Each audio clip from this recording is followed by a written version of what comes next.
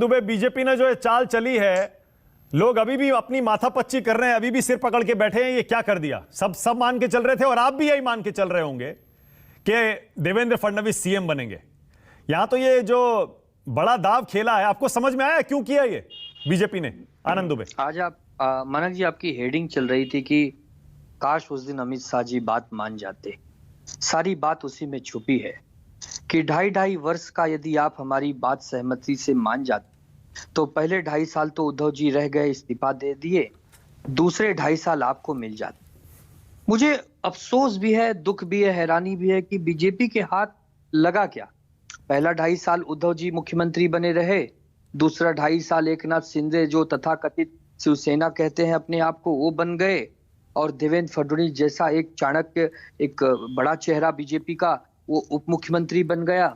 तो मुझे नहीं पता है, बीजेपी का अंदरूनी मामला है मानक जी, बीजेपी जाने। मैं सिर्फ एक बात कहना चाहता हूं जो मेरी पार्टी का रुख है कि आदरणीय उद्धव ठाकरे जी ने आज स्पष्ट कह दिया है कि मैं शिवसेना को वापस वही शिवसेना बनाऊंगा जो बाला साहब ठाकरे जी ने 1966 में हम सबको आह्वान किया था कि हम एक पार्टी को आगे बढ़ाएंगे जो मराठी अस्मिता और हिंदुत्व को लेकर आगे चलेगी। उसके लिए हम शिवसेना भवन बैठेंगे, सभाएं करेंगे, दौरा करेंगे, वोटर से मिलेंगे, कार्यकर्ता से मिलेंगे।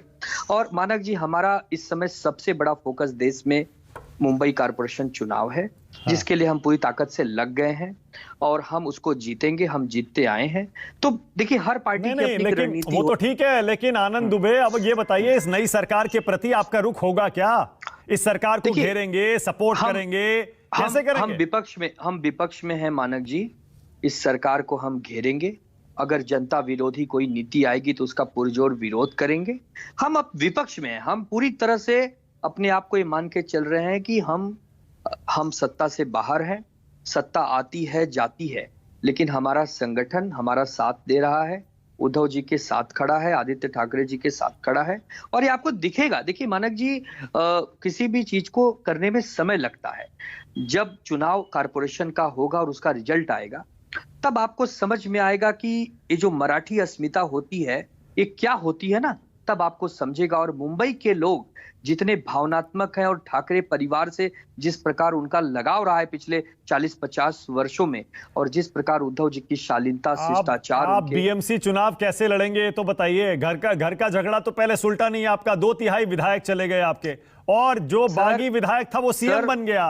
मानक जी, जब तक शिवसेना के झगड़े का फैसला नहीं होगा, आप बीएमसी जीतने की बात कर रहे हैं। मानक जी, उस पर बात करेंगे ना जब 11 जुलाई को माननीय उच्च न्यायालय का फैसला आएगा कि ये जो 16 लोग हैं इनके साथ क्या करना है, पार्टी के साथ क्या करना है, आगे क्या निवडणूक अधिकारी के पास कब जाना है, उस पर सारा निर्णय हम लेंगे। मतलब आपने इस गुट को शिवसेना से बाहर मान लिया है? बिल्कुल, ये हमारे लिए केवल और केवल एक बागी गुट है जो हमारी पीठ में छुरा भोंककर बाहर निकले हैं। और आपको मैं बताता हूं, बहुत जल्दी आप सुनेंगे कि इनमें भी भगदड़ मची है। अभी मैं टेलीविजन के माध्यम से सुन रहा था कि कुछ विधायक नाराज हैं। उनका कहना है, यार जब हम विधायक ही थे और विधायक ही हैं और विधायक ही रहेंगे और मंत्री नहीं बनेंगे और कुछ केवल इंपॉर्टेंट लोग मंत्री बनेंगे, तो हम इनके साथ आए क्यों हैं? तो इस बात को भी लेके आनंद दुबे, आपको बिल्कुल भी फिक्र नहीं है? आपको बिल्कुल फिक्र नहीं है कि सीएम बनकर एकनाथ शिंदे आपकी पार्टी में इस बगावत को और बड़ी कर सकते हैं? आपके और विधायक, एमपी, पार्षद, आपके शिव सैनिक, कार्यकर्ता सब छोड़ के जा सकते हैं? वो और कमजोर हो जाएंगे। जिस प्रकार कल देवेंद्र जी के साथ खेला हुआ है ना, ये सरकार बहुत ज्यादा दिन तक नहीं चलेगी मानक जी, क्योंकि उस व्यक्ति के साथ इन्होंने खेल किया है जिस व्यक्ति ने इस पूरे खेल को रचा था। तो ये बहुत बड़ा खेल है, आपको समझेगा थोड़ा समय। क्या खेल है, समझाइए ना थोड़ा, आप तो समझाइए, आज मौका है खूब। मानक जी, अब देखिए, ऐसा है कि पिछले 10 दिन से एकनाथ शिंदे जी हमेशा कहते थे कि आप महाविकास से आगे निकल जाइए, महाविकास को छोड़ दीजिए, कांग्रेस राष्ट्रवादी का साथ तोड़ दीजिए, हमें कुछ नहीं चाहिए और हम वापस आ जाएंगे। एक पॉइंट नंबर ये, देवेंद्र फडणवीस जी, अमित शाह जी, भूपेंद्र यादव जी जिस प्रकार से पूरे इस ऑपरेशन को देख रहे थे, उससे यह निश्चित था कि किसी भी कीमत पर 106 पार्टी वाला जो दल है वही चीफ मिनिस्टर बनेगा, वही पहले प्रस्ताव देगा, सबसे बड़ा दल होने के नाते मुख्यमंत्री उसी का होगा। लेकिन अभी जो आनंद फानन में, अब चूंकि मैं नहीं जानता हाईकमान बीजेपी का है, आप बीजेपी से बात करेंगे तो बेहतर होगा, लेकिन ये जो पूरा घटनाक्रम हुआ है कि 50 सीटों के व्यक्ति मुख्यमंत्री बन जा रहे हैं, 106 के व्यक्ति उप मुख्यमंत्री बन जा रहे हैं, तो ये पूरा खेल जो है ना, ये देखिए नहीं, ये बिहार में भी हुआ है, पहली बार नहीं हुआ है ये। और ये कांग्रेस ने भी किया था, याद करिए, कर्नाटक में बिल्कुल किया था, बिल्कुल किया था। और ये लंबा चलेगा, मैं आपको क्या कह रहा हूं, ये खेल लंबा चलेगा। लेकिन आज आपके चैनल पे इतना ही कहूंगा, ये सरकार 2.5 साल पूरा नहीं करेगी।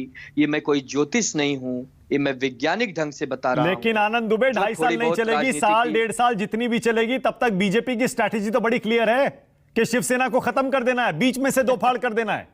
बिल्कुल नहीं सर, आप अगर मुंबई आते हैं मानक जी, आपको मालूम है शिवसेना एक ऐसी भावनात्मक पार्टी है जो ठाकरे परिवार से बरसों से जुड़ी है। बाला साहब ठाकरे जी को मानने वाला बहुत बड़ा वर्ग वोटर है। और ये जो 56 लोग चुन के भी आए हैं, ये तीर धनुष के कमान पर चुन के आए, न कि व्यक्तिगत उनकी कोई पहचान थी उस पर चुनकर आए हैं। ठीक है, आज वो सत्ता के लालच में अति महत्वाकांक्षी होके बागी हो बैठे हैं, लेकिन ये कितने दिन बागी रहेंगे और फिर कहीं हाजी ना हो जाएं, ये मैं इस पर कुछ मतलब आपके लिए तो आपने वो दरवाजे बंद कर दिए ना इनके लिए, या अभी खुले हैं दरवाजे?